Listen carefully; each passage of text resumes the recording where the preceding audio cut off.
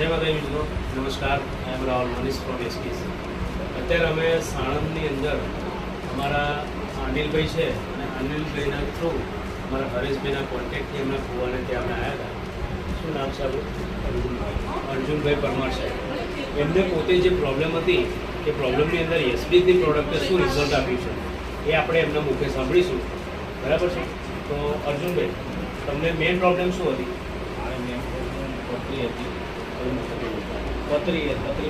પથરીની તકલીફ.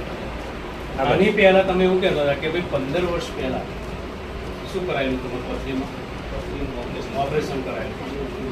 છતાં પણ 15 વર્ષ આપણે કહીએ છીએ કે પથરીનું ઓપરેશન કરાવવું એનું આજીવન માટેનો ઈલાજ નથી. અને પથરીમાં ઓપરેશન કરાવો છતાં પણ પાણી આપણામાં 70% રહે છે. એટલે ફરી પથરી થવાનો સંભવ અનિલભાઈ ખરો. તો એમને એ જ પ્રોબ્લેમ થઈ કે 15 વર્ષ પહેલાં પથરીનું ઓપરેશન કરાવ્યું છતાં પણ પથરી થઈ.